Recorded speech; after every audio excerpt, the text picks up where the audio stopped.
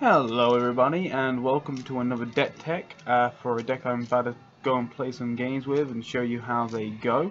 This one I'm calling Mardu Death and Taxes. It's another standard deck. In fact, most of the decks I'm going to be doing are standard decks, so get ready for that.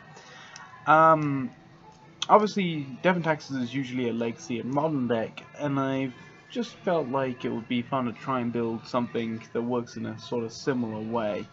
We've got Harsh Mentor, so all your activated abilities, artifacts, creatures, lands that aren't mana abilities deal 2 damage to the player, so you can't crew, you can't stand up your mana land, anything like that without taking damage.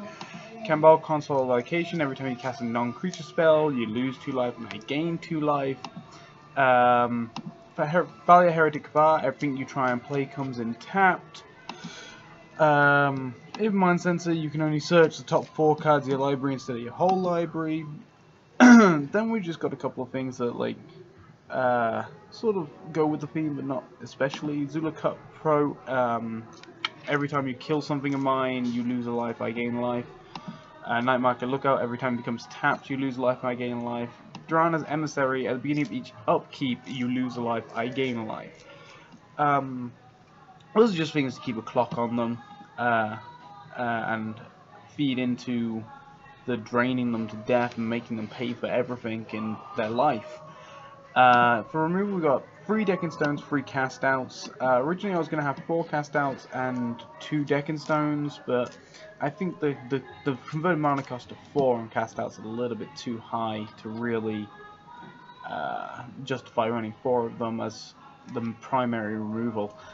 Gideon's Intervention is the last card in here, which usually most people would run it as a sideboard card, but I feel like as a turn 4 play it can still be in use in the main board, because by turn 4 you should have a vague idea of what your opponent's doing.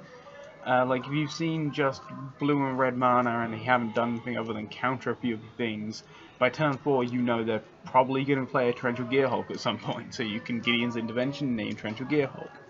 If they've attuned and then played a Woodweaver's Puzzle Knot, then a Rogue Refiner, then a Whirler Virtuoso, you know that Aetherworks Marvel and Ulamog are in the deck somewhere.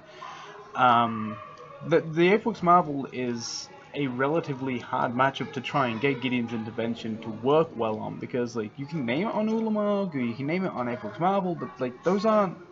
You can name it on Aetherworks Marvel, but they can still eventually hardcast an Ulamog if you don't kill them fast enough. You can name it on Ulamog, but they can still play the Aetherworks Marvel and bring out, say, Worldbreaker or whatever else they've got in their deck.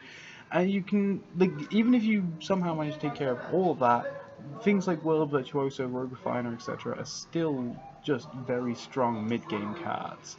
So that's a hard matchup for that card to work on. In the sideboard, entirely imperfect. We've just got some artifact removal, an artifact and enchantment hate, another Decking Stone. Toppergeist probably for aggro matchups, keep stuff tapped down a little bit. Authority Consoles again, aggro matchups. Magma Spray and Shocks, a little bit of reach, a little bit of take care of your scrap heap scroungers. As you can see, like most of my removal is all exile based, because there's just so much, like with the gods running around as indestructible and the recurring threats of Dread Wanderer and Scrap Heap, you need to exile stuff. And then Insult to Injury, which is becoming a just instant sideboard card for any of my decks that are running red, which is pretty much all of them in case I come up against an Approach of the Second Sun deck. So yeah, that's the deck tech. We're going to jump into standard games and see how it works. See you there.